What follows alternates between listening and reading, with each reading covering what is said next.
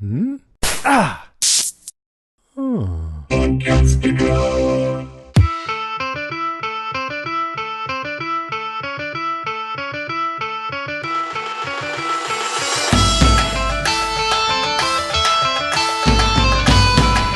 everybody, welcome back to Game of Microphones. This is Jason. This is Game of Microphones, episode 28. A little bit of a pre-season bonus for you. I know people have been gearing up for Game of Thrones Season 7. It'll be here in a couple of weeks here. I'm totally excited to get back into it. And it just so happens that last year at the end of Season 6, Duncan recorded a Mondo Jumbo Still Smug Book Talk segments, and I just never got around to editing that and publishing it. But actually now is really the perfect time because it's so in-depth and he put so much care into it. It's just illuminates so many different things. It goes scene by scene, moment by moment over the finale of season 6 and talks about how that relates to the book. He's got ruminations and predictions based on knowledge from the books and from other sources, and even some readings of some of the texts like he does sometimes. So the reason why that's so cool, at least it was for me right now, because I just listened to it earlier today, is that it helps get back into the swing of things for season 7. It reminds you of a lot of the things that were going on at the end of the show last season, and just, kind of gets you back up to date with things.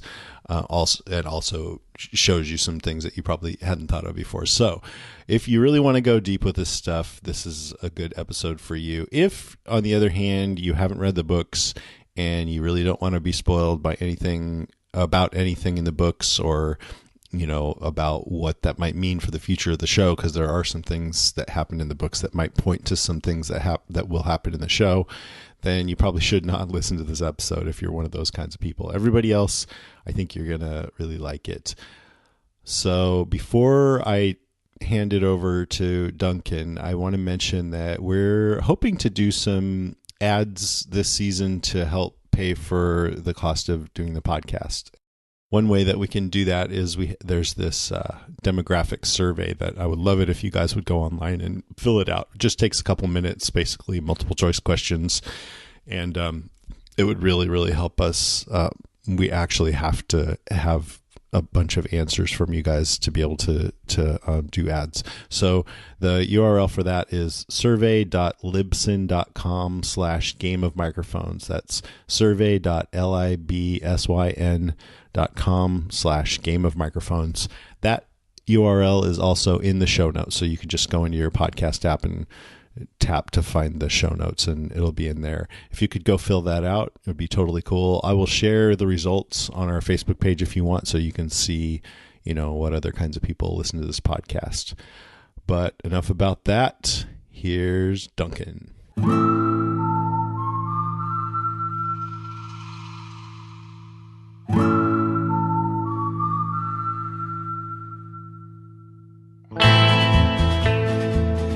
Hello, crispy sparrows and suicidal kings, and welcome back to another Still Smug Book Talk bonus episode of the Game of Microphones podcast. Today we'll be covering the Game of Thrones Season 6 finale, The Winds of Winter. I'm your host, Sir Duncan the Fearsome, Lord of Castle Stirling, Leal Sword of the White Wolf, and bearer of the Valyrian Steel Greatsword, Dark Warrior. And what a fantastic finale we were given. Although I can't be the only one slightly disappointed that we got The Winds of Winter on TV before Book 6 of the same title was released. But never mind that, because we do have some meaty crossovers for this episode. And by meaty, of course, I'm referring to the Frey pies, fed to Walder himself by our friend No One, Arya Stark, who apparently could still use alternate faces. We never saw her fully trained and given the capability to do that, but it seems that she has learned how to change faces at will. So it's very exciting that we're seeing her employing this outside of the House of Black and White and over closer to home in Westeros. So the Frey pies were something that we weren't sure if we were going to get on the TV show, just because situationally things are so much different right now in the show than they are in the books. But they did this very well and possibly even more potently than in the books themselves. Obviously the books are very potent, but in this case, Walder Frey himself gets to eat the pies, which is a departure from the books.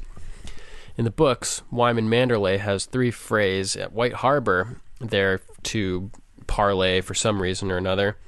And on their trip back to Winterfell, with Wyman joining them, he claims that the Freys, were fed up with the slow pace and that they decided to run ahead and went missing and never to be heard from again. They were probably killed by bandits or somebody on the road, maybe the Brotherhood Without Banners, who are going around hanging Freys, and it's known at this point. So they show up to Winterfell for Ramsay Bolton's wedding to fake Arya, and Wyman, who's a giant fat fuck in the books, brought these 3 massive, massive pies, which he's super excited about. He says, "The best pie you have ever tasted, my lords. Wash it down with arbor gold and savor every bite. I know I shall." And he proceeds throughout the feast to just eat slice after slice after slice of this pie, trying every pie, all 3 of them. And the pies are being passed around Winterfell through the Great Hall, and everybody's eating and feasting. And eventually it's discovered that the 3 Freys, Rhaegar, Simon, and Jared, who disappeared on the way from White Harbor to Winterfell, have been baked into the 3 huge meat pies. So everybody's eating Freys. All the Freys at Winterfell are eating their brothers and cousins, and the Boltons are eating the Freys, their allies. And it's hilarious. It's just hilarious because these people are awful, and it's good to see them get a little bit of comeuppance in this terrible world where they've perpetrated these awful crimes. It's pretty funny also, actually, at the wedding, Lord Wyman instructs Abel the Bard, who's Mance Rayder, everybody knows, to sing the song about the rat cook for them. And the rat cook is a legend from the Night Fort, where basically this king came to visit the Night Fort, and the cook killed the king's son, who is a guest at the Night Fort, and fed it to him in a pie. And so as punishment for this, for violating guest right specifically, the cook at the Night Fort was transformed into a rat, and basically he is damned to feed on his own young for eternity. So it's interesting that this is the song that Wyman instructed Abel to play at the wedding, and that this is how it plays out in the books and on the show, because obviously Walder Frey's great crime is his violation of guest right at Robb Stark's wedding, or at Edmure Stark's wedding, when he was Edmure Tully's wedding, when he was going to be marrying the Frey daughter. So, just like the Rat King, Walder Frey is damned to eating his own young in the form of pies delivered by Arya in the TV show's case, which is great. Just awesome to see Walder Frey having seeing someone get the better of Walder Frey for one time, after all the pain and suffering that we've seen as a result of his just horrible actions and his devious and shady behavior. It was great to see him put in his place, and it was awesome to see Arya reveal who she was and say, I'm Arya Stark. I wanted you to know that because I wanted you to know that it's a Stark. That the last thing you see before you die is a Stark smiling down at you. So I thought it was a great change to the Frey pie plot from the books. Instead of just having a bunch of Boltons and random Freys eating the Frey pies, it was actually Walder Frey himself. We didn't get the whole background with Wyman Manderley and the 3 missing Freys on the road and all of that, but it's okay because we did actually get to see Wyman Manderley in this episode, and that is our next book crossover. So at Winterfell, after the Starks have taken back the castle, or the Stark and the Targaryen, it seems, Jon, have taken back the castle, we have a meeting of the Great Northern Lords, including Houses Glover, Houses Manderley, Mormont, etc. And there's this great, it's great. Lady Mormont is just kicking ass and taking names. We get the another mention of her famous passage from the book, from her letter to Stannis.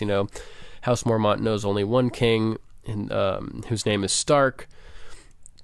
And like I mentioned last time, that may be a reference to the Grand Northern Conspiracy in the books, where Jon has actually been legitimized by Robb, so he is a Stark, and the North is angling to make him their leader. On the show, that plotline seems to have been cut out, but this part here makes me think that it may still be happening in the book, because she says her famous line again. We know one king, who's the king in the North, whose name is Stark. And she goes on to say that, technically Jon Snow may not be a Stark by name, but he's Ned Stark's son, and I don't care if he's a bastard. He's the only king he's my only king, the only king that I recognize. And it starts a great chain reaction here, which is very remindful of Robb Stark's crowning from season 2. And the next person to stand up and proclaim Jon Snow as their king, the king in the North, is Wyman Manderley. Noticeably skinnier than his portrayal in the books, which is kind of funny. But it was great to see him on the show, because he's really a fan favorite character in the books. People love how he's plotting in secret to overthrow the Boltons and fighting for the North while pretending to have pledged allegiance and fealty to the Boltons at Winterfell. And he tells them he killed Davos in the books, but he's really keeping Davos alive and feeding him information, informing him of his plans. And it's just great to see that character brought to life on the TV show. I hope that we get more of him, a lot more next year, and get to know how his character is in the TV show universe a little better, because we just really got a quick thing of it this time. But it was also great to see House Glover eat their words and, change their mind and decide to support House Stark again. And just seeing the North solidify as a cohesive unit again was fantastic. But also the fact that they're backing Jon Stark, or Jon Snow in this case, as the king in the North may signify that the Grand Northern Conspiracy in the books is not quite as non-existent as in the TV show. Because, after all, in the books, the supposed aim of the Grand Northern Conspiracy is to raise Jon Stark to be the king in the North. So, the fact that they basically did this on the show without the whole conspiracy and without the Stark name behind Jon may indicate that it's still an option, but basically to save time and make things not as complicated as physically possible, just because the books are so complicated and intricate. It seems like they may have just condensed these storylines down a little bit and eliminated some of the complexity to make it fit into this TV show plotline. So it's entirely possible that the Grand Northern Conspiracy is still a thing in the books, that the Northern Houses, Glover, Manderley, etc., are angling to raise up Jon Stark to be their king in the North. And it also gives me hope that things from the books aren't being spoiled as much as we may have thought they would be on the TV show. There's still a lot of room in the books for things to play out differently or end up the same, but have different ways of getting there, the path, the route, the journey being different entirely and interesting and more intricate. So it leaves me with a really good feeling about how the TV show is playing out relative to the books, because everything's fantastic at this point on the TV show. It's really, really good and well done, but it's different than the books. So I feel like we're not getting too spoiled. We might have major things spoiled, like major revelations, but all the little details I think are going to be different enough so that they'll still be very entertaining to experience in the book medium as well as the TV show, even though we've already experienced the end game potentially on the show.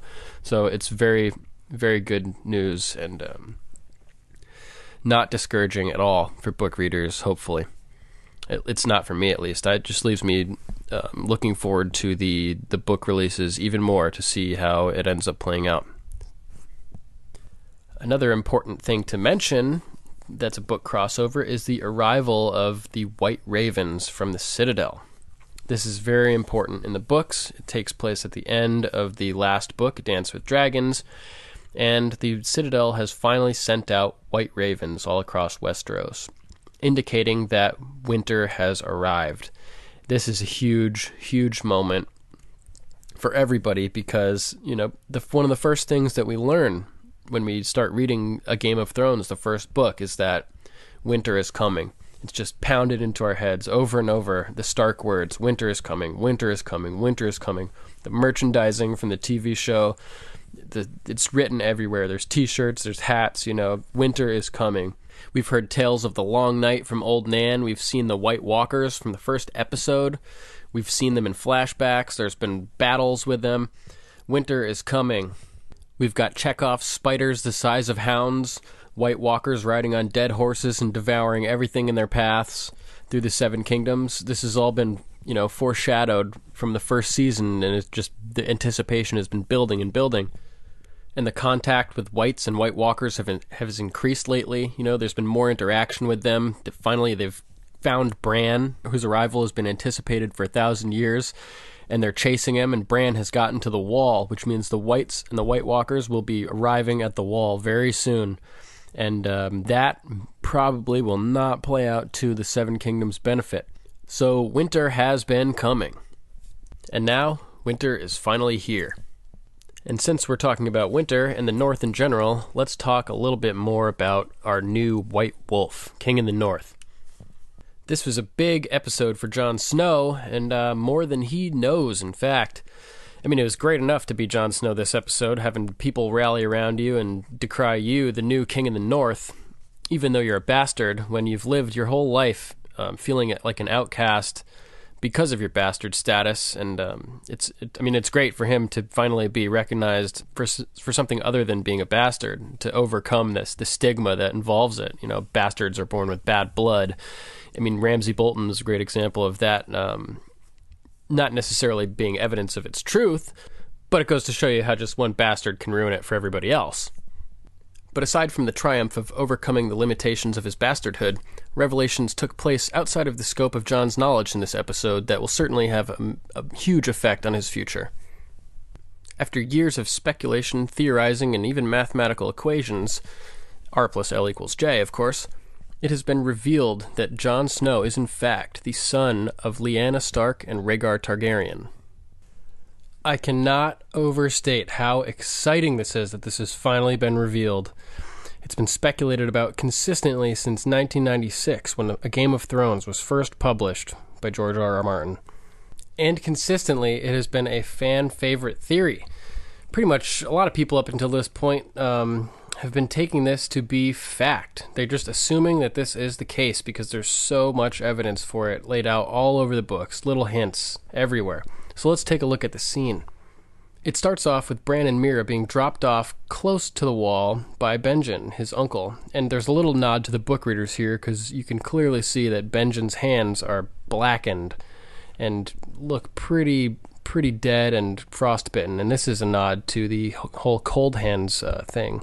It's been confirmed that in show canon, Benjen is Cold Hands, but in the books, it's pretty obvious that it's a different character.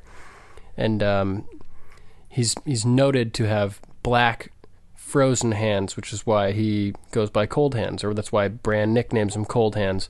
So it's cool to see Benjen's blackened hands this episode and get a little bit of a hint that this is, in fact, the Cold Hands that we were hoping to see at some point. So it's cool they kind of condensed those storylines, made them one, but we did end up getting Cold Hands, a thing that a lot of people had speculated would not occur on the show. So he drops him off at the Weirwood Grove where Jon and Sam and all those guys took their Night's Watch vows, and Bran promptly goes back up to the tree, or goes up to the weirwood and touches it to have another vision. So there he is, back at the Tower of Joy. Ned goes inside. He kicks in the door, basically, and walks into the room to see Lyanna lying on the bed, bleeding. He puts down his sword at the edge of the bed, and there's a cool shot where it's kind of looking down the bed from the foot up towards the headboard area. And you can see Lyanna lying down there, bleeding, and Ned places this sword down at the end of the bed, and for a split second you can clearly see that it has a rising sun on its pommel, and it's definitely dawn, the potential sword of ages, which may have in fact been Lightbringer, wielded by Azor Ahai in the previous Long Night, which I've talked about in previous Still Smug sections. So that was exciting to see that nice and close. It's good to know that Arthur Dane was in fact wielding Dawn during the last battle we saw at the Tower of Joy, even though they've changed Dawn from being a two-handed greatsword down to a regular longsword, which is fine. It's just good to see Dawn there on screen. Pretty awesome. So he goes over to the bed, starts talking with Lyanna, and saying, get my sister some water, and she's telling him, I don't want to die, but she knows she's going to. And they have this very interesting conversation where she says, listen to me, Ned. His name is, and the sound cuts out just for a split second there, so you can't hear what she said. His name is, but she says, if Robert finds out, he'll kill him. You know he will. You have to protect him. Promise me, Ned. Promise me. This is a huge book crossover. I'm literally getting goosebumps right now talking about it and thinking about it. This is amazing to see, because Lyanna is pretty much the central figure of the past 20 years of Westeros. The reason that Robert's rebellion occurred was because Lyanna was supposedly captured and raped by Rhaegar Targaryen after she was promised to be wed to Robert Baratheon. So whether or not that's the case is dubious. I don't think it was the case. I think that she eloped with Rhaegar after they had been introduced and met at the tourney of Harrenhal. Rhaegar, of course, crowned her the Queen of Love and Beauty, gave her the flower at the end of the tournament when he won it, and it's likely that she was the Knight of the Laughing Tree, the Mystery Knight at the tourney of Harrenhal, that defeated the knights whose squires had been picking on the Crannog man, who was Howland Reed. So it's interesting that Howland Reed is also at this site at the Tower of Joy, and that's pretty significant. We'll get to that in a second. But so she tells Ned what his name is, and then immediately says that if Robert finds out, he'll kill him. So that leads me to believe that something to do with his name is significant and relates to why Robert would want this baby dead. And to me, that suggests that he is, in fact, a Targaryen, a legitimate Targaryen by birth. A bastard wouldn't necessarily be a threat to Robert, who's claimed the throne, but a legitimate, full-born Targaryen would be a threat to Robert Baratheon, Ned's best friend. So it's interesting. You see Ned react with a look of horror on his face as she says, listen to me, Ned, his name is... And the camera cuts to Bran, who's experiencing this as well while it's happening, and he has a look of amazement on his face as the revelation hits him that his older brother, his big half-brother Jon, isn't actually his brother at all, but his cousin. And not only that, he's a Targaryen. I'm calling it. He's a Targaryen. He's legitimate. He was born not into bastard status. So, let's see. Reasons to suspect that Jon is a Targaryen. We have Ned and Bran's reaction, which is astonishment. We have the fact that because of his name, Robert would want to kill him. And Ned knows that he will. We have the whole concept of the Kingsguard being at this tower to protect Lyanna. She's not a Targaryen. The purpose of the Kingsguard is to protect the royal family, right? So Rhaegar, in his life, had become obsessed with the prophecy of the prince that was promised. He was convinced for a while that it was him, that he thought he was the prince that was promised, and eventually he decided that was not the case, and he became convinced that his son was the prince that was promised. So, when Rhaegar was killed on the Trident by Robert Baratheon, and Ned was there, Ned actually referenced it when he saw Arthur Dane. He said, I looked for you on the Trident. And Dane said, well, we weren't there. We were here. he tells him that, Rhaegar's dead. But why would Rhaegar give up his own Kingsguard protection? There's various reasons. Understandably, he wants to protect other members of the royal family, but the Kingsguard weren't protecting Aegon and Rhaenys, his daughters, or his known wife at the time, Ilia Martell. They were down at the Tower of Joy, protecting Lyanna Stark and this baby that was about to be born. So that leads me to believe that since he believed his child, a son of his, would be the prince that was promised, that he believed that this child to be born was going to be very significant. Not only that, but I believe that since he knew that, or he believed that his child would be the prince that was promised, he wouldn't want him to be born as a bastard. So I believe that Rhaegar had actually married Lyanna at some point before this birth took place. Now, a lot of people suggest that this is not likely because for generations, Targaryens had only wed one wife. But if you remember, when Aegon Targaryen conquered the Seven Kingdoms, he did it with his two sister wives, Rhaenys and Visenya. So this brings us back to the question of what might Jon's name be? It's very interesting. Some people suggest that Rhaegar had been trying to recreate the three heads of the dragon, the original three heads of the dragon that conquered Westeros. He already had a son named Aegon after the Conqueror, and a daughter named Rhaenys after one of his sister wives. So a third daughter may have been named Visenya. But Jon is a dude. He's a guy, so that's unlikely. People have, suggested that the male version of Visenya would be apt for Jon, and that would be Viserys. But there already is a Viserys at this point, so I don't think that Rhaegar's little son would be named after his brother, although it's possible. There's been instances where there's all kinds of Aegons running around, and Targaryens are known for using the same name a lot. Aemon the Dragon Knight, Aemon Targaryen, or Maester Aemon. Aemon pops up a lot. Aegon pops up a lot. There's all these names that repeat over and over and over. So I actually found a really good article online.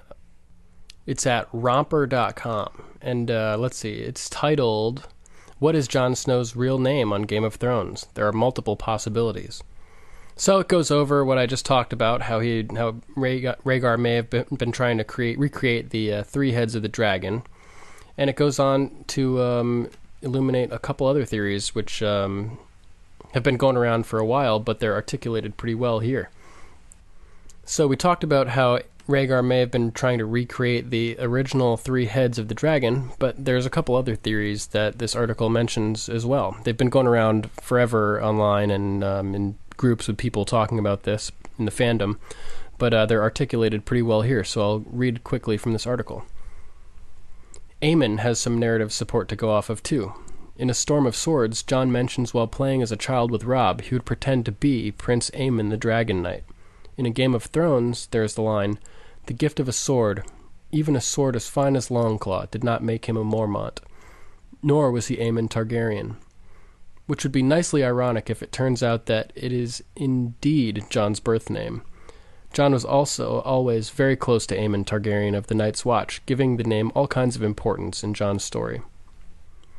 The next theory talks about the name Jaehaerys, and compares Jon to Jaehaerys I, who is known as the Conciliator. It says, Jaehaerys has less support, other than it sounding like an ostentatious Targ version of the name Jon. However, Jaehaerys I bears a passing similarity to Jon as a character. According to Reddit user MultiAlley2, Jaehaerys had to fight to get the throne, like Jon will likely have to do, and he helped out the Night's Watch at one point. Though he was a fairly skilled warrior, King Jaehaerys sought peace above all else, and Jon has been shown to try to broker peace between peoples before. So, there are definitely some compelling arguments for various names, various Targaryen names that are out there. And so I'm assuming at this point that Jon is not his real name at all. It's an interesting choice by Ned and by George R.R. Martin, however, because Jon Snow sounds a lot like, you guessed it, John Doe, which this article also points out functions as a placeholder name until someone's real identity can be confirmed. A lot of times when this is when they find a body, like an unidentified body, and after a murder has taken place. So this is kind of hilarious and torturous at the same time for book readers, because as you remember, a few weeks ago when Bran first experienced the scene at the Tower of Joy and saw Ned and Howland kill Arthur Dane as well as Gerald Hightower, and he first saw this going down, we got pulled out of the scene when the three-eyed raven touched Bran's shoulder just before Ned entered the tower. And a million book readers who were watching this show at that point jumped up and screamed and wanted to smash their TVs because they so badly wanted to see what was happening inside that tower. They wanted confirmation that Jon was being born and that he's not Ned's son and that he's a Targaryen. So there was all this excitement about people, before the episode aired. We heard that, we're going to get the Tower of Joy scene this week.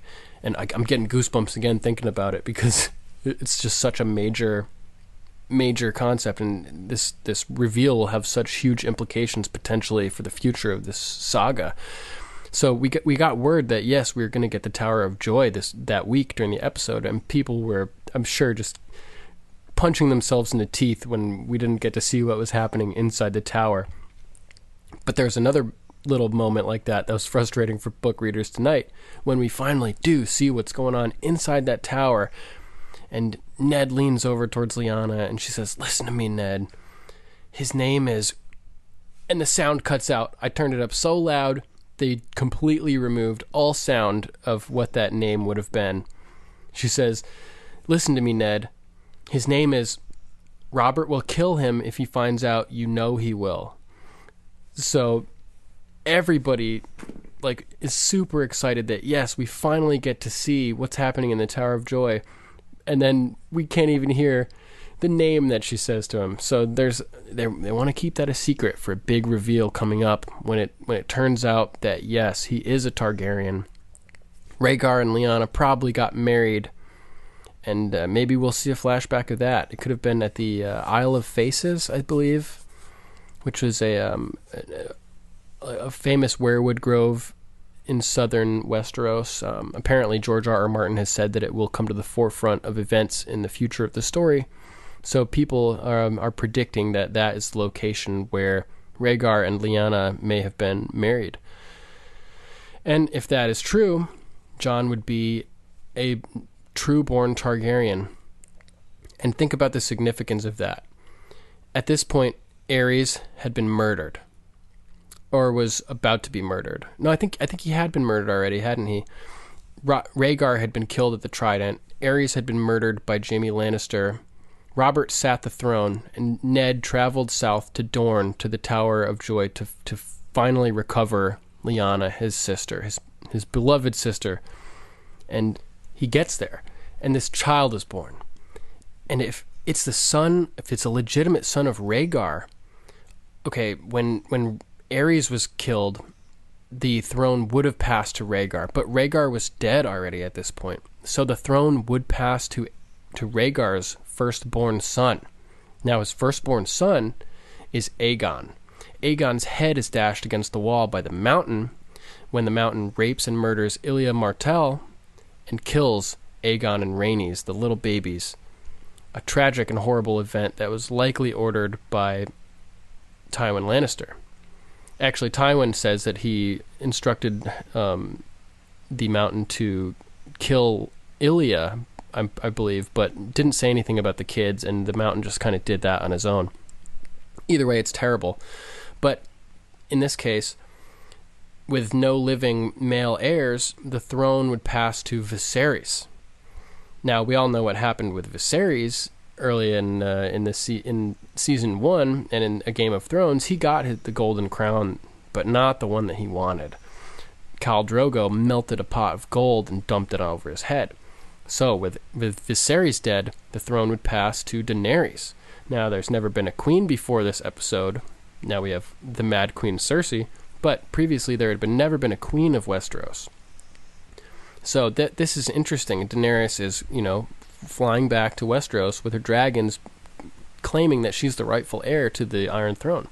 But if it turns out that Jon Snow is actually a true-born Targaryen, he would be the next eligible heir of Rhaegar to the Iron Throne, and this would cut in front of Viserys and Daenerys, who are brother and sister of Rhaegar, putting Jon in line to inherit the Iron Throne before either of those two.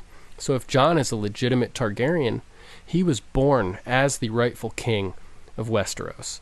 So this episode, when he's crowned or named the king in the north, it may be the second time that he was a legitimate king in his lifetime. He was born a king. That is craziness.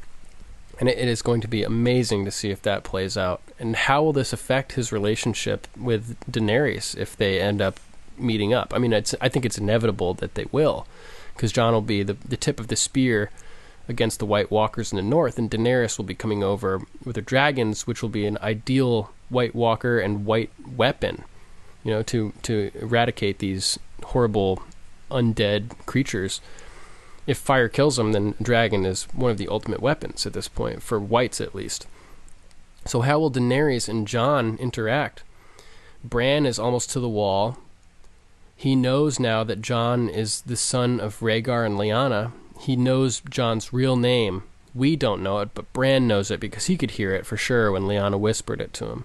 He could go back and view that a million times and get closer and closer until he heard it for sure.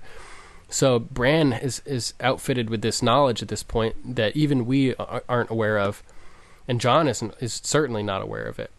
The tragedy here is just incredible that, the last time that Jon saw Ned told him, the next time I see you, I'll tell you about your mother. I'll tell you that who you really are, what you really have, which is a claim to the Iron Throne, essentially. So he's lived his whole life not knowing who he is, and not only that, but living with the stigma of being a bastard. And so it's just going to be crazy. I mean, Bran is almost to the wall with this knowledge. If he crosses the wall to head south, or to try to link up with his brother, who is, last he knew, was the Lord Commander of the Night's Watch, he could find Jon, tell him this. And I mean, what reason is there to believe this kid when he's trying to tell information like this, revelations about distant past that could have a huge effect on the future? Why would anybody believe him? Well, Bran is in quite an interesting position here. People could simply ask him a question about their own past, or about something that only they would know, and Bran could go back, get the answer, and tell them all, to show them that, yes, he does have this capability to look into the past and find answers. For instance, so this is one way that this knowledge could become public. It's just simply by Bran proving that he has the ability to get information from the past, information that people shouldn't be able to attain, and that only one or two people even know. But there's another way that this information could come out publicly, on the show at least. There's a couple ways in the books, which I've talked about previously on Still Smug, but there's another way in the books that this could come out and be recognized legitimately as fact, because there was one other person at the Tower of Joy who witnessed at least some of this, who's alive today and probably has the accurate information. And that person is the father of Mira and Jojen Reed. Mira, obviously, is the lady, the girl who's currently with Bran and taking care of him since Hodor has passed. But her father, Howland Reed, if you remember, was the guy that stabbed Arthur Dayne through the back of the neck when he was going to kill Ned, saving Ned's life and opening up Arthur to be killed by Ned. So, obviously, Ned goes into the tower, leaves Howland Reed out there to, take care of his wound and bandage himself up, try to prevent himself from bleeding out, and Ned comes out with a baby. He's going to have to give Howland Reed some type of explanation about this, and given that Howland knew that Lyanna was probably in that tower and that Lyanna had been with Rhaegar, it's likely that Ned told him exactly what happened. I mean, even if he didn't tell him, Howland Reed he's gonna figure it out. Ned probably told him that Jon is a legitimate Targaryen and that we have to protect him. So from there they took Dawn, the sword of Arthur Dayne, wielded only by the Sword of the Morning, brought it back to Starfall, the ancestral home of House Dayne, and delivered it to the Dayne family.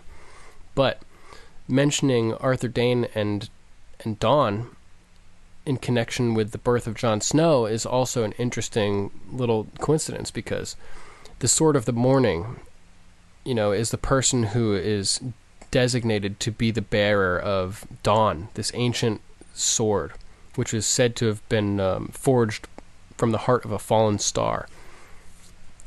Now, if Dawn was Lightbringer, the fallen star may have been Nissa, the wife of Azor Ahai, which means she could have been an ancient member of the House Dayne, whose sigil is a falling star. So she could have been the original falling star. We know that from the legend of Azor Ahai, he tempered his blade, the blade of Lightbringer, by thrusting it through the heart of his wife, Nissa.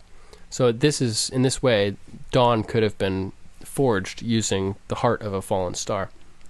So it's interesting that the last Sword of the Morning, who could basically be considered a placeholder, someone to protect this blade and keep the blade around and in this family and safe until the rebirth of Azor Ahai. It's interesting that this blade, Dawn, and the wielder, the official Sword of the Morning, were present at the birth of Jon Snow, and that the Sword of the Morning died, the last Sword of the Morning died, as the new reincarnation of Azor Ahai may have been born. So both the Sword of the Morning and the original Lightbringer, Dawn, potentially, were present when Jon Snow, or blank Targaryen, his real name, was born. So it's just a really interesting and fascinating connection, if it turns out that Jon Snow is, in fact, Azor Ahai reborn. And speaking of the Prince That Was Promised prophecy, there's a series of conditions that supposedly the Prince That Was Promised would be born under, and one of those conditions is born under a bleeding star. And so in that case, if Jon is the Prince That Was Promised, Arthur Dayne could have been the bleeding star, as the Dayne sigil is the falling star. So, all very fascinating, and all of these things tie together just brilliantly. George R. R. Martin is a master of setting this stuff up and hiding things in plain sight. So, all of this is happening, and Ned is finding out that his sister was pregnant and that this is a Targaryen baby who his best friend Robert would slaughter inevitably to keep his throne, to prevent any resistance or any potential problems with other people who would have a claim to the throne from existing. So as Lyanna tells Ned this, the look on his face is just heartbreaking. He's realizing, I'm going to have to betray my best friend Robert and hide this from him, because family is the most important thing, and as honorable as a guy as Ned is, he gives up his own honor at this point to protect his family and the son of his beloved sister. So it's just a brutal scene to see Ned deciding in this moment, I'm going to pretend that he's my bastard. I'm going to live with a stain on my own honor, and people will believe that I laid with another woman other than my wife. My wife will have to believe it as well. And he lived with these lies and the pain that resulted from it for decades, or maybe decades. Jon's 16 when A Game of Thrones takes place. Ned dies shortly thereafter, so he lives for a good 15, 16 years with this blight on his honor, all for the sake of protecting Jon Snow. And he probably doesn't even know the significance of Jon Snow. He doesn't know that he's Azor Ahai, but he's doing this for his sister and doing it for Jon, the baby, because he's an innocent child and he doesn't deserve to be killed by a power-hungry, king, even if it is Ned's best friend. And you can see this mentality come out with Ned in season 1 of A Game of Thrones when he's telling Robert that Daenerys doesn't deserve to be murdered. You know, she's a girl, a Targaryen girl, a young girl across the narrow sea. She's no threat to you. Ned is the only one that sticks up for Daenerys and tells Robert that it's not right for him to send assassins out to kill her. So this is a consistent character trait of Ned Stark, which we see at play here just through the expression on his face as this is all going down. Ned is very much child-oriented through the first book as we get to know him. Interestingly enough, every time he sees Kat, he asks, "How are the kids?" You know, his whole life revolves around his children and keeping them safe and protecting them and everything. So this is just an early example of the Ned that we will come to know and love. So it's just fascinating to watch it and see the pain on Ned's face and realizing the gravity of the situation and everything that he's going to have to give up to protect his nephew, this, you know, innocent child that would otherwise be brutally murdered. Sorry about that. It started to rain there as I was recording, and I could hear it through my headphones, so I decided to pause it quickly to go close the door and try to eliminate as much of that background noise as possible. But yeah, this is just a fascinating scene and really telling for Ned's character. I mean, he literally just fought a war to dethrone the Targaryens, the Targaryen Empire, and here he is, giving up his own honor and just sacrificing so much to protect a Targaryen, because now a Targaryen is a blood relative of Ned's. Again, I cannot overstate the importance and significance of all of these revelations that have occurred regarding Jon Snow and the whole R plus L equals J secret Targaryen theories.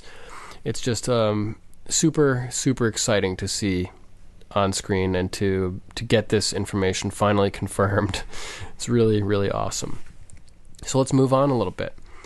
Next, let's talk about the revelation of Littlefinger's goals. We found out this episode that Littlefinger has one goal, which is to sit the Iron Throne with Sansa Stark at his side. And for book readers, this is particularly compelling because George R.R. Martin has specifically stated that certain characters in this show, or in this series, you know, in the story, would never get point of view chapters in the books.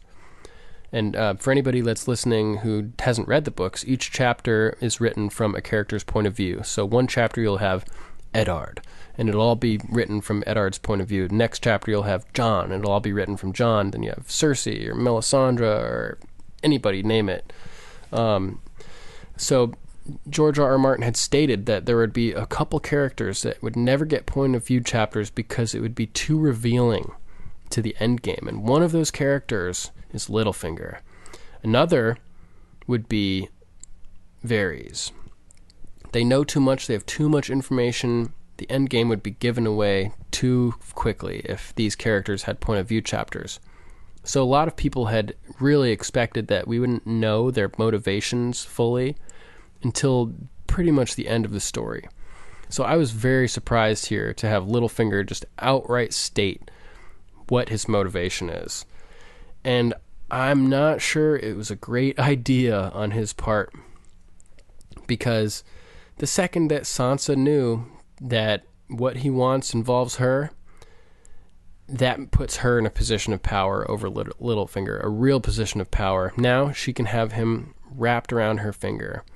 And she immediately capitalized on that. You know, he went in for that kiss and she gave him the hand, held him off, and said, "Oh, it's a pretty picture, but," you know, and now she's naming conditions. So this could have been a critical flaw in Littlefinger's plan to rise to the Iron Throne.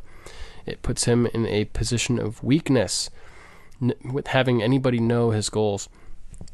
And as smart and cunning as Littlefinger is, I mean, he's risen from a nobody, you know, son of a nobody, born on the smallest of the Finger Islands, and he has risen to tremendous heights for what he was started off with. I mean, he's the Lord of Harrenhal.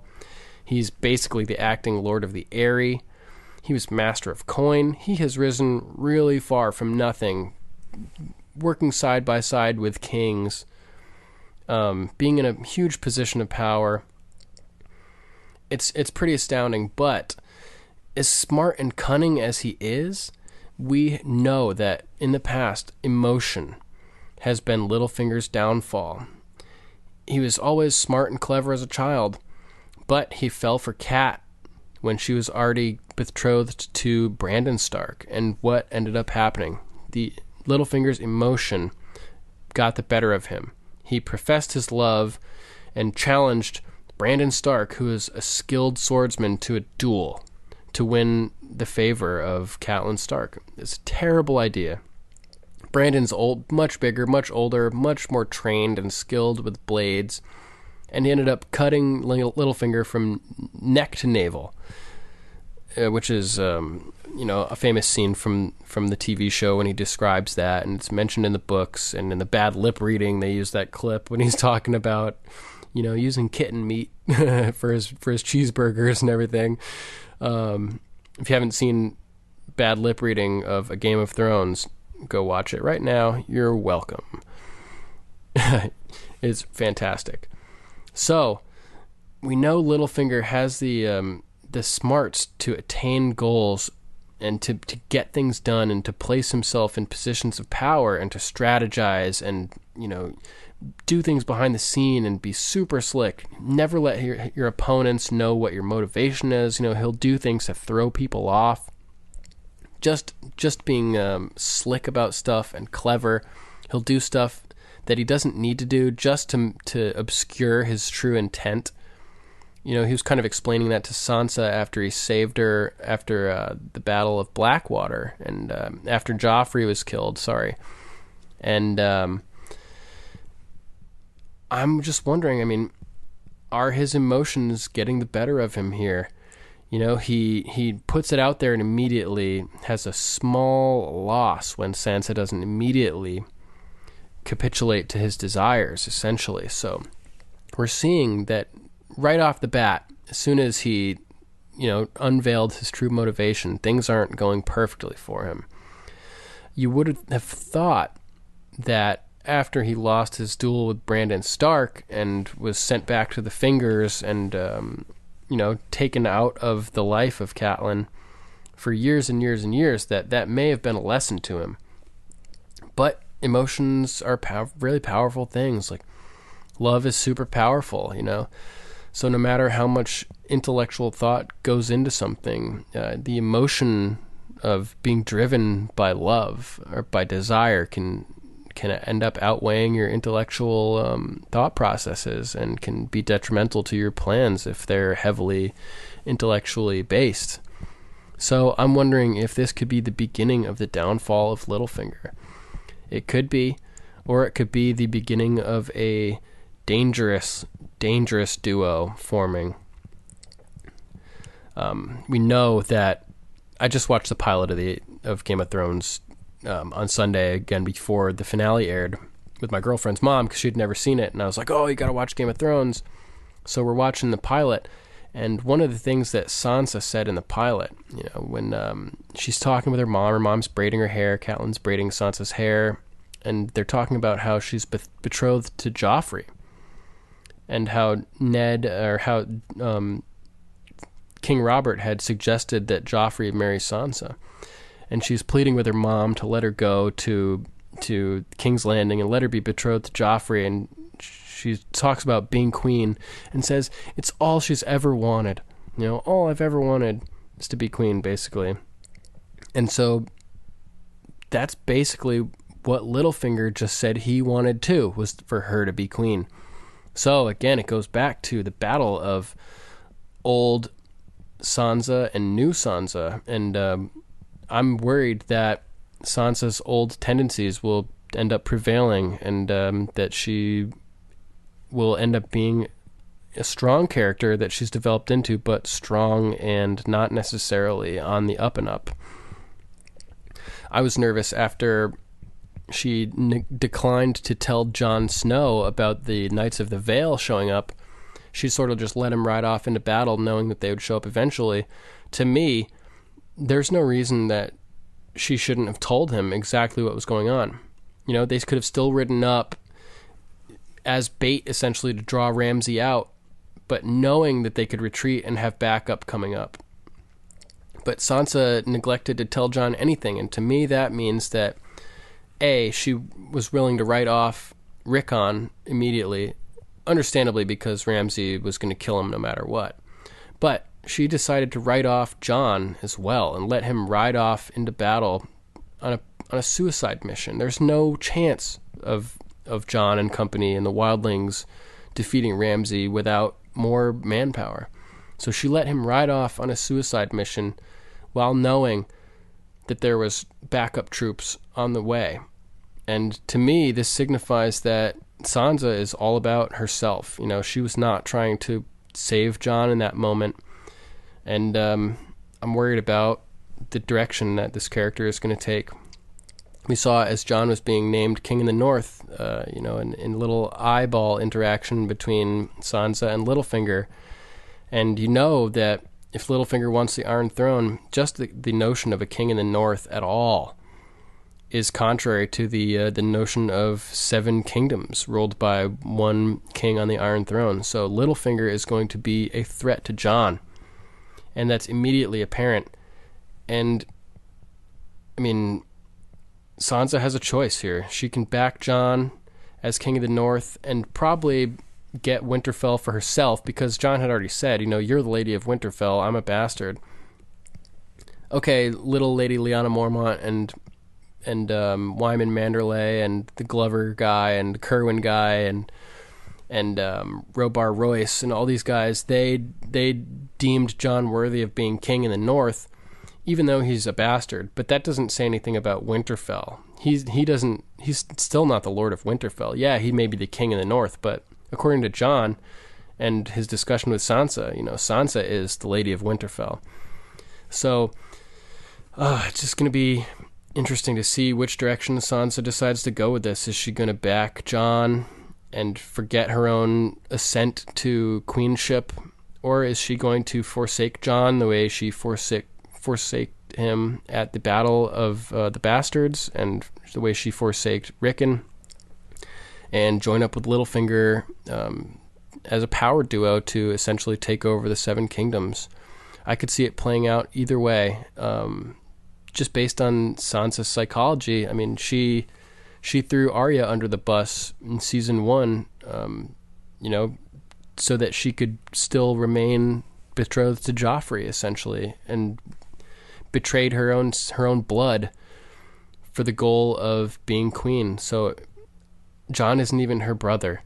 I mean, she thinks that he's her half-brother, but if she's willing to betray a full-blooded sister for the hopes and dreams of being queen and allow, the ramifications of that betrayal to take place, which was the slaughter of an innocent direwolf, in either case, whether it was Nymeria or Lady, then how far will she go to attain her queenship? If she sees Littlefinger as being a viable mode to rising to power, she could easily betray Jon, which would not be out of character, in my opinion, for Sansa. She was a self-centered little girl who desired power when she was young. She's been traumatized and abused, and there's 2 ways it could go. She could learn from that and develop into a more well-rounded, adjusted character, or she could now just be a ruthless, self-absorbed character who's just still driving for power and is more wary and cunning about getting it based on the way that things have played out with her. So hopefully it won't end up going that way, but only time will tell. It's pretty sad if Sansa ends up choosing power over family, and would be the exact opposite of what her father Ned did when he decided to save Jon at the Tower of Joy. So let's move on to another little book crossover. So the Queen of Thorns ended up going down to Dorne to treat with the Sand Snakes and Alaria. And this is pretty interesting. I wasn't really expecting this to happen, but it makes sense that once you find out that Varys was there, obviously Varys is going to want to connect the power of Highgarden with Daenerys. They'll be an extremely valuable ally in the war to come. And since they're at odds with the Lannisters anyway, it makes perfect sense.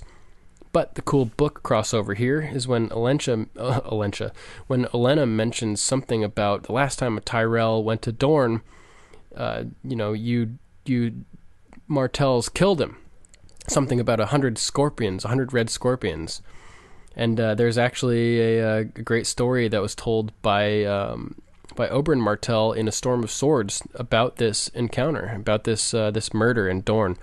So here is a little short reading from A Storm of Swords, from Oberyn's perspective about this murder. When the young dragon conquered Dorne so long ago, he left the Lord of Highgarden to rule us after the submission of Sunspear. This Tyrell moved with his tail from keep to keep, chasing rebels and making certain that our knees stayed bent. He would arrive in force, take a castle for his own, stay a moon's turn, and ride on to the next castle. It was his custom to turn the lords out of their own chambers and take their beds for himself. One night he found himself beneath a heavy velvet canopy. A sash hung down near the pillows, should he wish to summon a wench. He had a taste for Dornish women, this Lord Tyrell, and who can blame him? So he pulled upon the sash, and when he did, the canopy above him split open, and 100 red scorpions fell down upon his head. His death lit a fire that soon swept across Dorne, undoing all the young dragon's victories in a fortnight. The kneeling men stood up and were free again. So there's quite the storied history of interactions between the Dornish and the Seven Kingdoms, and various times when Targaryen kings had conquered Dorne, married Dornish women, gave birth to half Dornish sons, which inevitably led to all kinds of conflict, including the Dance with Dragons, or sorry, not the Dance with Dragons, the Blackfire rebellions, which are fascinating, and I highly recommend you researching. So this was a cool little nod to book readers to mention this Lord Tyrell being murdered by 100 red scorpions while he was staying in Dorne. So another book crossover that we get this episode is the arrival of Sam to Old Town and the Citadel. Now, it plays out very differently than it does in the books. In the books, he sits there for a while, doesn't realize he has to bribe the guy who's making the appointments, and eventually gets brought straight to Mage Marwyn to discuss the information that he has from the wall and all that stuff. Pretty cool. But in this case, in the show, it's wild. He shows up and immediately is just given access to the library at the Citadel, which I found very bizarre. Like, oh, hey, we don't know who you are, but until we figure out what's going on, yeah, feel free to use the library. It's the biggest library in Westeros, full of just all kinds of ancient stuff that can't be found anywhere else. So it seems crazy just to let this random guy go through it who could try to sabotage it or steal things or anything. But it's awesome for us and for Sam, because Sam gets to be in his dream location, essentially. There's no place in the world that Sam would rather be than the library at the Citadel, because it's just so full of all these ancient books and this knowledge that you can't find anyplace else. And that's what Sam is all about. He's a knowledge sponge. He wants to learn and learn and learn and learn everything that he can. He reads, he spends chapters in the Song of Ice and Fire books, just down in the basement at Castle Black, just reading and reading and reading and learning anything he can about the White Walkers. Even on the show, Stannis finds him there for the first time when he meets him and tells him, "Keep reading, Samwell Tarly," in a great moment. So it was just awesome to see this, not only just for Sam, but for us, to see the Citadel and to see the library, just this massive, massive library, like unlike anything we've ever seen before. Just huge. And I don't know if you guys noticed it, but there are these series of rings hanging like sort of chandeliers up there. And it just so happens to be the exact ring that we see in the beginning of the Game of Thrones show, spinning around during the title sequence with all the different family logos and stuff on it.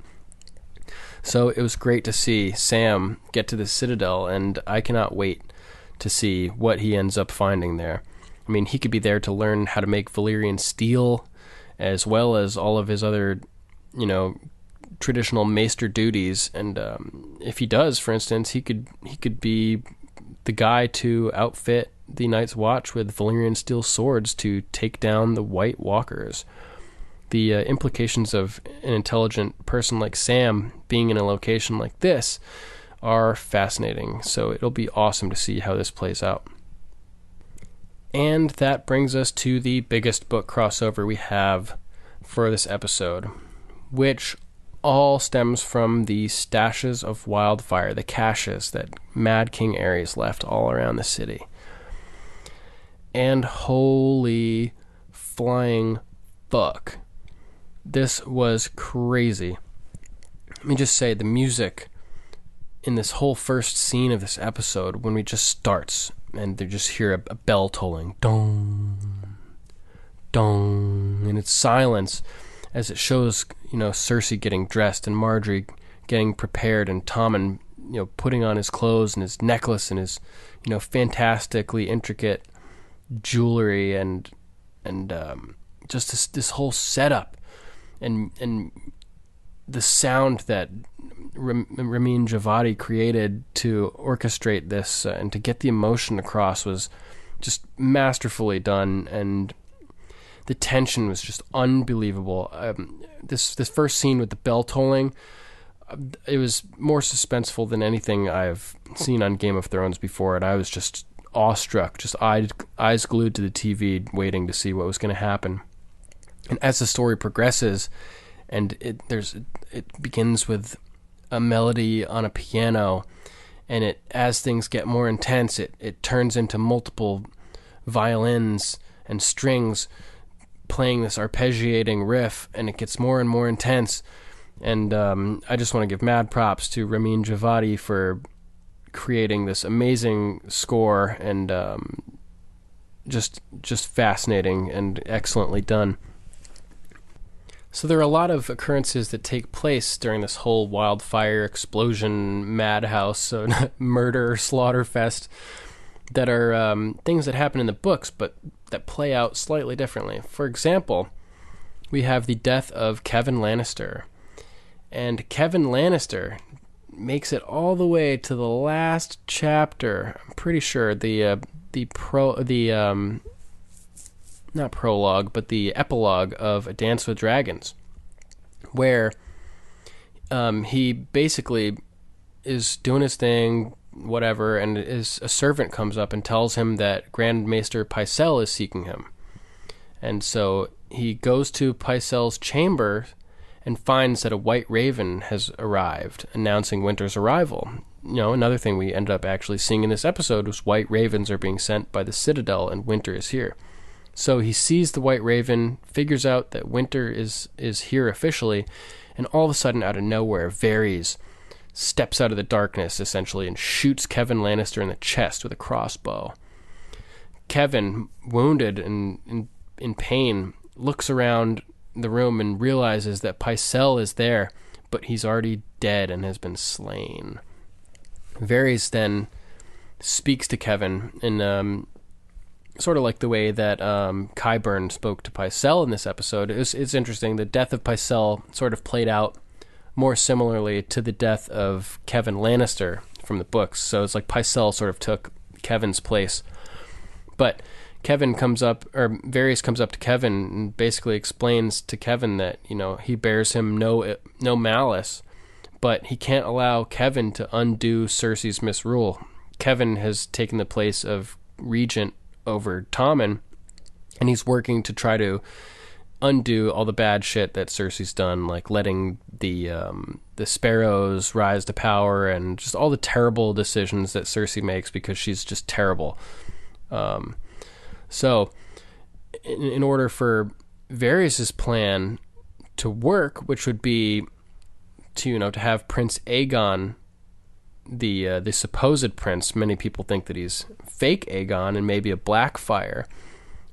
He wants him to come and take the throne, but he can't allow stability to take place in Westeros before that happens, because he needs it to be in chaos, so that when Aegon Targaryen, or whoever he really is, maybe a Blackfire, shows up, it needs to be the Seven Kingdoms need to be susceptible to change and open to having a strong outside force influence the situation and basically take over the throne.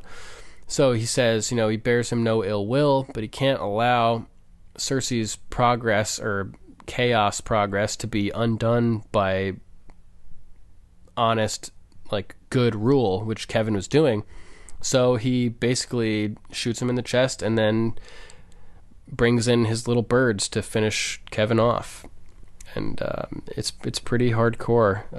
It was insane seeing all those little birds come up to Pycelle this episode and just ruthlessly take him down and just stab after stab after stab.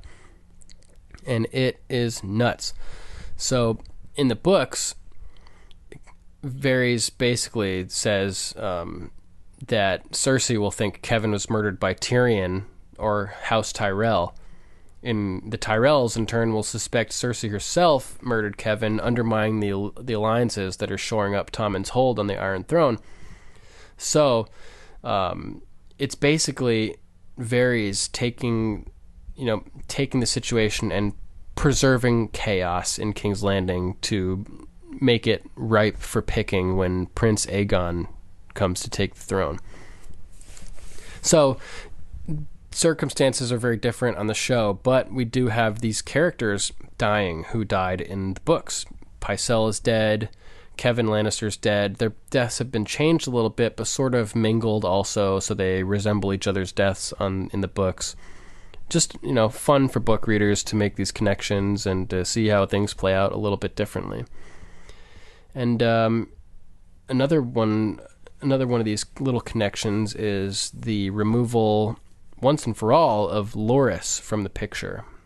Everybody knows that he was severely wounded when taking back Storm's End, had hot oil poured on him, and he's been out of commission and assumed to be basically knocking on death's door for quite some time now. By the end of the books, where we are now, Cersei goes to see Marjorie and is acting all sad, saying, "Oh, I'm so sorry about Loras," and Marjorie snaps on her and freaks out and says, "Get out of here, you crazy bitch." And she's still trying to do anything she can to help Loras pull through, but things aren't looking good for Loras in the books.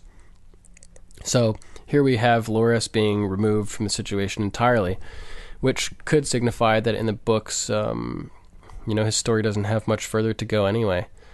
And one of the shocking things here for book readers, I imagine, was the death of Marjorie.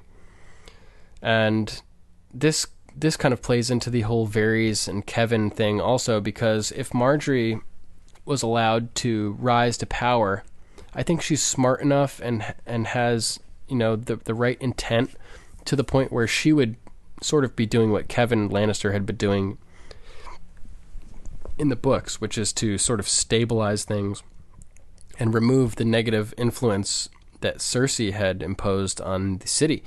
So having Cersei end up remaining in power and having Marjorie removed on the show essentially does what Varys had done by taking out Kevin, which is prolonging the situation of chaos and misrule in King's Landing, which leaves the door wide open for Daenerys to come in eventually when she gets to the Seven Kingdoms, which, who knows?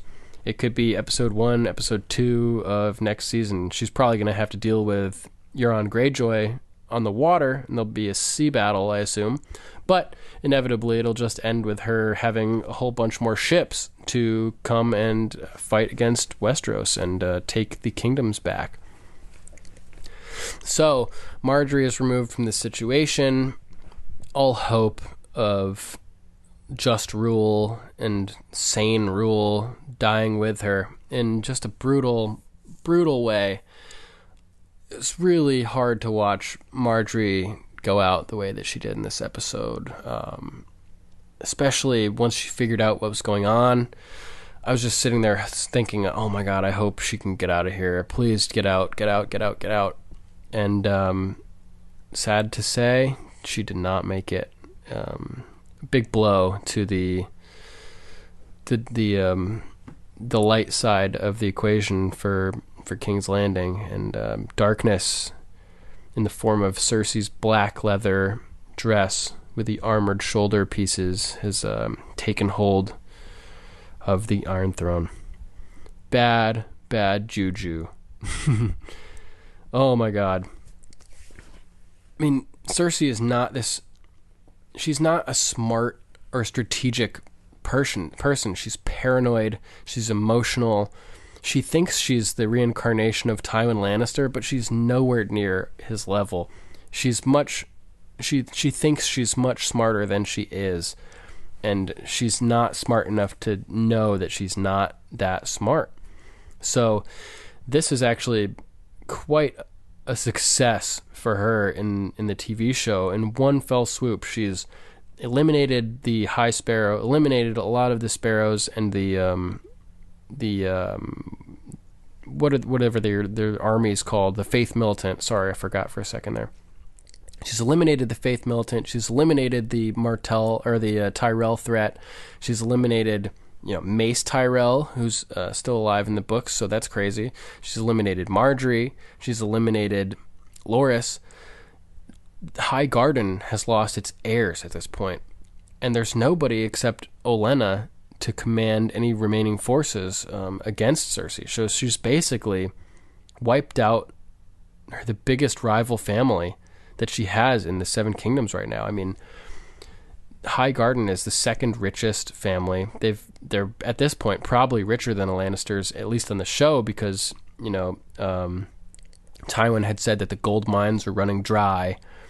And the High Garden is known to have like the biggest food supply. It's basically like a rich area for growing food, and they've been bringing in tons and tons of food to King's Landing to shore up the supplies, because after the Blackwater and everything like that, the city was struggling. There was food prices had skyrocketed. There's just not a lot of food available. So when Marjorie came and wed Joffrey, the small folk really loved Marjorie and loved the Tyrells, because with them came supplies and came lots of food and plenty, and scarcity of resources sort of disappeared, at least for a while, when with the influence of the Tyrells on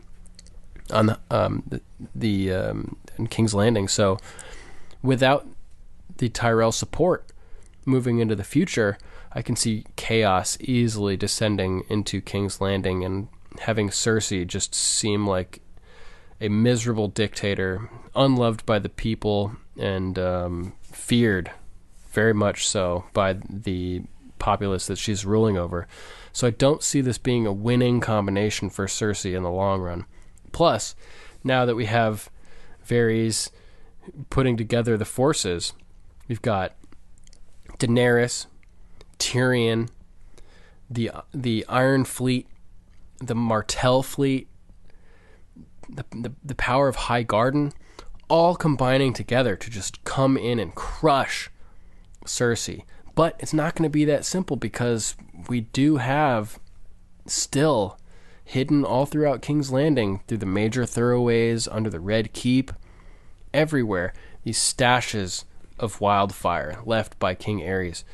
So if somebody is going to try to take down Cersei, they need to be very, very stealth about it, because all she has to do potentially is say the words, and these little birds can blow up lots of other spots in this city. So, I mean, I'm even worried for Daenerys showing up. Who knows? She could land a dragon and the whole area could blow up, and she could be wiped out with one or more of her dragons.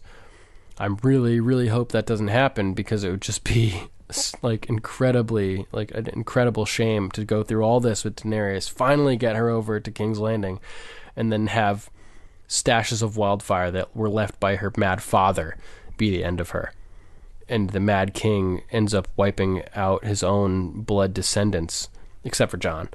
But imagine how ironic that would be, right?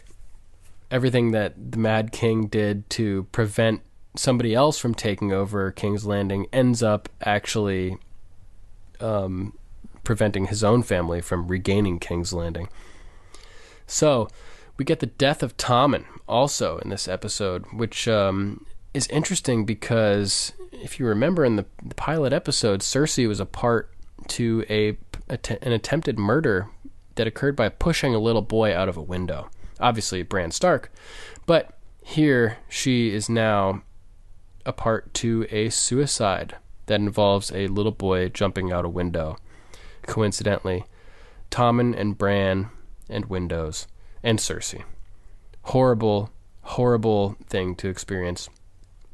But before Tommen was dead, Cersei was already dressed in black. She didn't go to see Tommen on that day.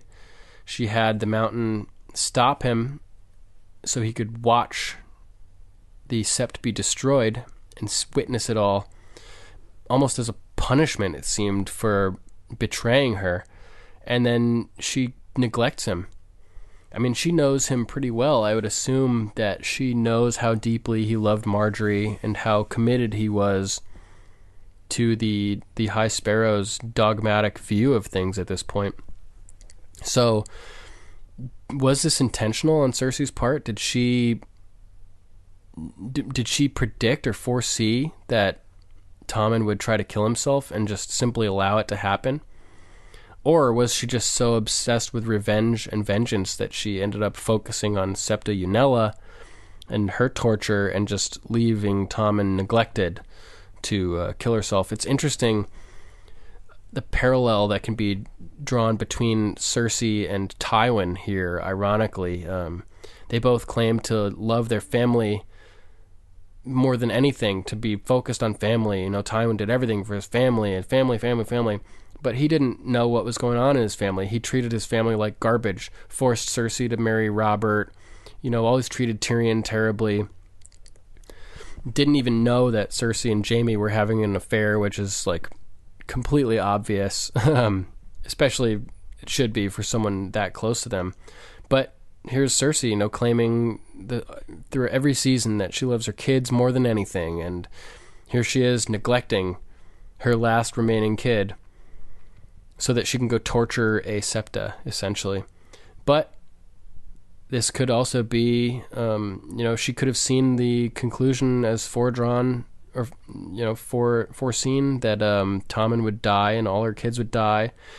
And so maybe when Tommen ended up betraying her and essentially removing her outlet of escaping the High Sparrow's judgment, namely the trial by combat, it's entirely possible that that betrayal of her was enough to, not necessarily murder Tommen herself, but not prevent him from dying, not saving him when the time came. And when the time came, Cersei was nowhere to be found. She was already dressed in black. It seemed like she already had a plan when Tommen was killed. She says she just scorched a good portion of King's Landing and a lot of innocent people and enemies, burned enemies with fire, right? And so her son dies, and what does she tell Qyburn to do? Burn him with fire, just like she did to her enemies. Does that signify that at that point she considered Tommen an enemy? Had she lost motherly feelings toward Tommen at that point? I don't know. I'd love to know what you guys think if you're listening to this. Write in and tell us, did Cersei end up turning on Tommen entirely, or did she just neglect him? Either way, it's a horrible tragedy. The second that Tommen took off his crown, walked off screen, and the camera lingered on that window, I knew that he was going out that window, and I did not see that coming. I had predicted, various other ways that Tommen would be killed, whether by the mountain or whether by sparrows, or, there's a variety of ways that he could have ended up dying, which could have driven Cersei to madness and caused her to set off these wildfire explosions. But apparently she was in a position to strike against the enemy, eliminate them once and for all, and she took it. And, Tommen's love was there. He watched it explode. He knew that Margaery was dead. He knew that all these people that he had sided with were dead. And I guess he just decided that he should go out with them. And, what's the point in living after? I mean, there's, of course, a million reasons to keep going and try to influence the future in a good way. But to a kid like that, the love of his life died there. And if he believes in the gods and in afterlife, why wouldn't he want to join her? So, a terrible tragedy, and this, plays into the fulfillment of the prophecy by the Woods Witch, Maggie the Frog, which had been discussed at the beginning of season 5 when we saw the flashbacks of Cersei going to meet with this Woods Witch. So this raises the question, was this a self-fulfilling prophecy, or was this inevitable? Cersei is so obsessed with revenge and leaves Tommen to kill himself. She arguably is the reason that Tommen is dead at this point. So she has fulfilled at least part of this prophecy herself, it seems. Interestingly, this is setting up all kinds of conflict with her brother lover, that we will see play out inevitably, I imagine. So Jaime pulls up to the city on their horses with Bronn and just looks devastated that, this explosion has taken place. The Sept of Baelor is just gone. That by itself is awful, because just what a magnificent architectural accomplishment this building was is just incredible.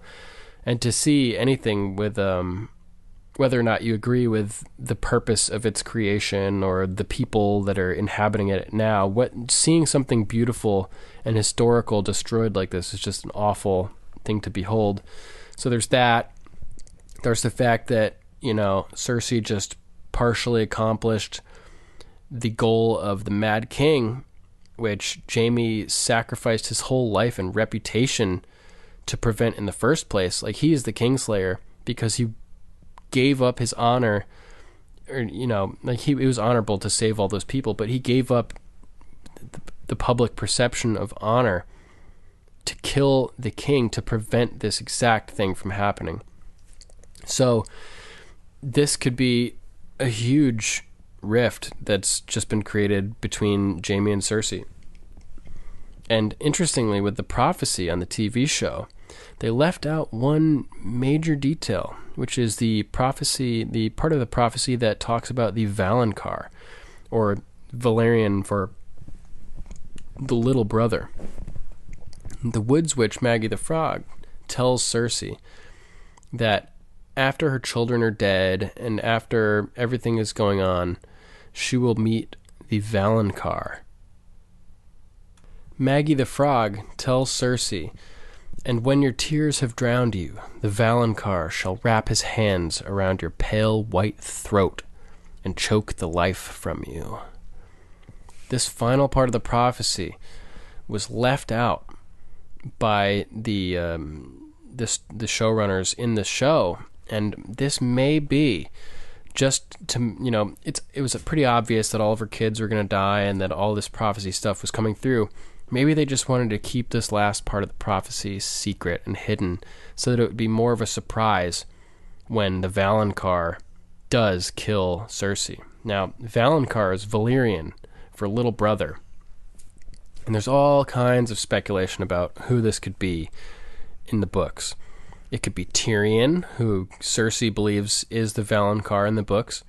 It could have been Tommen, who was the little brother of her own kids, and it almost was Tommen. If that trial had gone through and Tommen had removed the right to trial by combat, he would have essentially killed his mom, and so the Valonqar would have succeeded in murdering Cersei. Not literally wrapping his hands around her pale white throat and choking the life from her, but metaphorically, killing her. And so it could have been Tommen, it could have been Tyrion. Let's see, who else are there? There's Sandor Clegane, who's a younger brother. There's Jon Snow, who's a younger brother, theoretically, although he's not actually Robb's brother. There's all these candidates for younger brothers, and one that's not really talked about on the in the books at all is Cersei's immediate younger brother, who is Jaime. And Jaime was born, a minute after Cersei. She was just the first one to come out of the womb, and they're twins. So it would be poetic, very poetic, for Jaime to end up being the Valonqar, someone who has been so deeply in love with Cersei for their whole lives. Jaime has said, we're born together, we'll die, we enter this world together, we'll leave the world together. It's given him confidence in battles, and when he's been a prisoner before, like, nope, I'm not going to die because Cersei's not here. We entered the world together, we're going to leave the world together. He's been convinced of this for a long time. So someone who's so deeply loved Cersei and who has now been so deeply and ultimately betrayed by this same person who he's loved, it wouldn't be the first time where, a spouse has been murdered by someone who just loves them so much and has been so angered by some kind of betrayal that they've done to them. So psychologically, it makes a lot of sense here that Jaime could end up being the Valonqar and could end up killing Cersei. I mean, she's basically responsible for the death of their last child, and she did nothing to prevent it and did everything to cause it. So just that alone could be enough to tick off Jaime and switch him against her. But the fact that she murdered all these countless innocent people, yeah, there were a lot of bad guys in the Sept too, the Sparrow, and arguably a lot of other people. But the fact that she indiscriminately murdered all these people, which is exactly what Jaime had, given up so much to prevent from happening, on top of the fact that their child is dead, and now he doesn't have any heirs left or any children left. This could be enough to send Jaime over the deep end. And there's also other foreshadowing to this in the books. Like, for instance, when Tyrion kills Shae and uses the necklace of golden hands to strangle her, what is the Valonqar supposed to do? Wrap his hands around Cersei's pale white throat. And what does Tyrion do? He wrapped his golden hands around Shae's throat. But Jaime also has a golden hand. So the fact that the golden hands were used to strangle somebody may have been foreshadowing Jaime's golden hand strangling Cersei in the end. For hands of gold are always cold, but women's hands are warm. So Jaime arrives into the throne room while Cersei is being crowned Queen of the Seven Kingdoms, Queen of the Andals and the First Men. And there's this look that passes between them, and Cersei is just looking like a maniac sitting on the throne there. Her eyes in that ending shot, as it pans out, she just looks terrifying, just ice cold, ruthless. She glances over at Jaime. Jaime's kind of looking at her like, what the fuck? What is going on here? Who is this person? And they make eye contact for a second, and she just, boom, right back forward, looks at the crowd, and it's interesting. I mean, we've got Lannister army, essentially, Lannister guards lined up in this whole throne room. This could easily be seen as a coup, a political coup. For the known past, the kingship is passed down through male hands, and Cersei is the queen mother. At this point, she would be a member of the royal family, but since there are no Baratheons left, who would the throne pass to in this circumstance? Would it be the next surviving male relative of the king? That would be Jaime. So the fact that Cersei has all these Lannister guards lined up and has sort of taken the throne for herself here could be a political coup, when it could have otherwise passed to Jaime, although I'm not sure about that. This would be also a great topic to get your opinion on, all you listeners. Who would have followed Tommen in the succession of the throne after this? But this look, after Jaime sees the tower, or the sept burned, and just sees Cersei taking power, and sees her black outfit and these armored shoulder pads, and just the look of pure just ice that she's giving this whole crowd, and everybody just bowing down to her in fear because they know she just wiped out all the competition, murdered the High Sparrow, the Tyrells, and took out one of the biggest landmarks in the city. People are terrified of Cersei right now, for sure. So this look that Jaime gives her kind of reminds me of a passage from the books, which is very significant here also, because in the books, Cersei decides to burn the Tower of the Hand to the ground because she believes that Tyrion is lurking inside the walls, creeping around and just waiting for a moment to strike. So she burns the Tower of the Hand to the ground with wildfire, and is just like ecstatic watching the fire and watching the flames licking through the doors and the windows. And Jaime is thinking like, oh my God, she's like the Mad King, and it sort of solidifies the divide that's been forming between Jaime and Cersei in the books. And I think that this is a turning point for their relationship in the show as well, and that this may cause irreconcilable differences between Jaime and Cersei. But to follow up with this encounter of Jaime and Cersei on the show, and the potential conflict that will be resulting from this, I would like to read a passage from A Feast for Crows. And this is the passage where Cersei burns the Tower of the Hand. "I think her grace has had enough wine for one night," she heard her brother Jaime say. "No," the queen thought, "all the wine in the world would not be enough to see me through this wedding." She rose so fast she almost fell. Jaime caught her by the arm and steadied her. She wrenched free and clapped her hands together. The music died, and the voices stilled. "Lords and ladies," Cersei called out loudly, "if you will be so good as to come outside with me, we shall light a candle to celebrate the union of Highgarden and Casterly Rock, and a new age of peace and plenty for our 7 kingdoms." Dark and forlorn stood the Tower of the Hand, with only gaping holes where oaken doors and shuttered windows had once been. Yet, even ruined and slighted, it loomed above the outer ward. As the wedding guests filed out of the small hall, they passed beneath its shadow. When Cersei looked up, she saw the tower's crenellated battlements gnawing at a hunter's moon, and wondered for a moment how many hands of how many kings had made their home there over the past 3 centuries. 100 yards from the tower, she took a breath to stop her head from spinning. "Lord Helene, you may commence."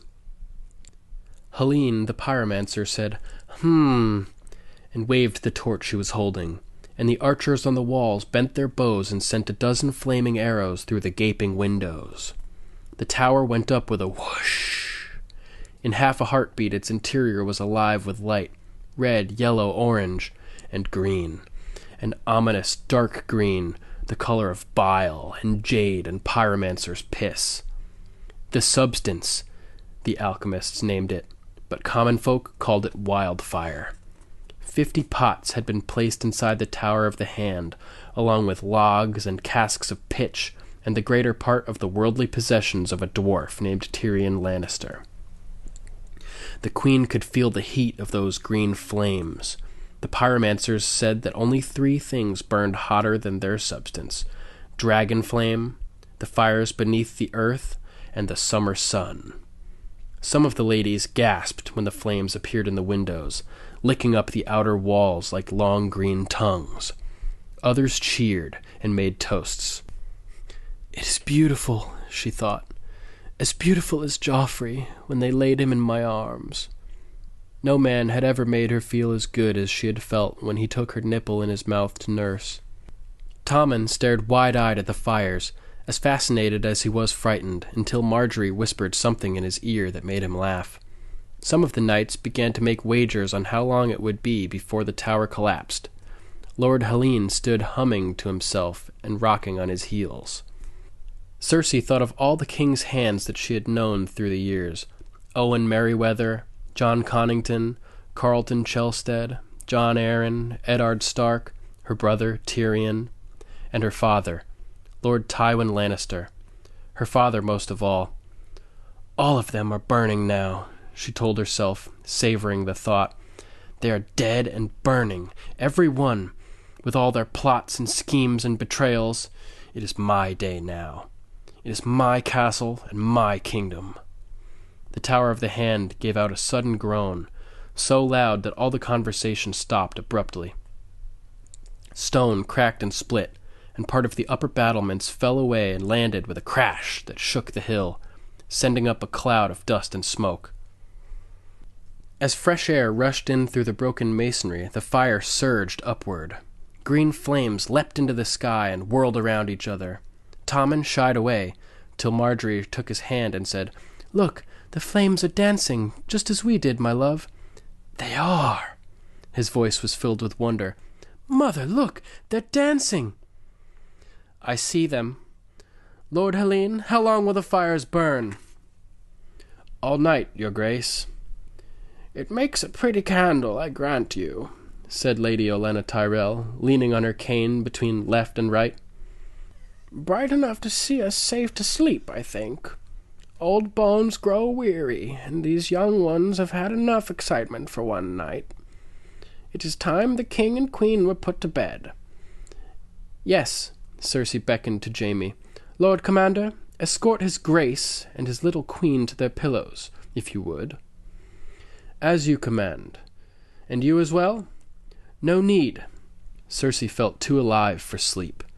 The wildfire was cleansing her, burning away all her rage and fear, filling her with resolve. "The flames are so pretty. I want to watch them for a while." Jaime hesitated. "You should not stay alone." "I will not be alone. Sir Osmond can remain with me and keep me safe, your sworn brother." "If it please your grace," said Kettleblack. "It does." Cersei slid her arm through his, and side by side they watched the fire rage. And there you have it, the ominous burning of the Tower of the Hand by Cersei in Feast for Crows. And this scene, I think, foreshadows a lot of similar events taking place in the future with Cersei revolving around wildfire. And I think this first incident in the TV show where Cersei blew up the Sept may just be one of many to come. As we know, the Mad King has wildfire stashed in plenty of other places around King's Landing, including the Red Keep. So we can anticipate much more devastation to come and much more chaos that is pretty much inevitable. Anyway, I think that this was a fantastic and astounding Game of Thrones finale. I can't even say how excited I am to have been able to experience it with you guys and to hear all of your feedback and it's just a great time to be watching TV. For book readers also, it's just so exciting to be experiencing all of this huge action without having any precedence from the books. It's crazy to see the end game coming together and so many characters being eliminated and the story tightening up. We're really starting to see where things are going. There's going to be a conflict in King's Landing with Daenerys and House Tyrell and Martell and Greyjoy all teamed up against the Lannister army. Essentially, it's just Cersei, maybe Jaime, and their army. And, they're free of alliances at this point, for the most part. It's, there's so much crazy stuff going on here, and it's all going to end up with a battle for life, life against death. I wonder who will be on the side of life when it comes down to it. Who will survive King's Landing? Who will survive the conflict when it comes out that Jon is a Targaryen? Will he ally with Dany? Will they marry and co-rule? Will they be enemies and kill each other to take the Iron Throne? I mean, Jon is probably the rightful heir to the throne, but Dany's been angling at the Iron Throne for years now. So, I mean, there is a conflict of interest if it turns out that Jon is a rightful Targaryen. We'll have to see how it plays out. But the future is full of fascinating possibilities, and I will be looking forward to experiencing them with all of you guys. In the meantime, if you haven't read the books, do it, man. Get in there, read all 5 of them, and hopefully you'll get them all done before The Winds of Winter is released. I highly recommend the audiobooks as well. Roy Dotrice does an amazing job of narrating and has a different voice for every character, and it's just superbly orchestrated. So, without any further ado, this is the conclusion of Season 6 and the conclusion of your Still Smug Book Talk sections for this year's Game of Microphones podcast. I hope you guys have enjoyed the ride as much as I have. This is your host, Sir Duncan the Fearsome, Lord of Castle Stirling, Leal Sword of the White Wolf and bearer of the Valyrian Steel Greatsword, Dark Warrior, signing out. Until next time, Valar Morghulis. All right, that's it. I hope you guys enjoyed that as much as I did. I really feel like Duncan should add Maester into his title in there somewhere. Anyway, we will be back in a couple of weeks to talk about Game of Thrones Season 7, Episode 1. So come back and join us then. Also, I just wanted to mention, don't forget to go do that survey if you didn't already. It's at survey.libsyn.com/Game of Microphones, and you can also find that URL in the show notes. And we'll see you in a couple of weeks.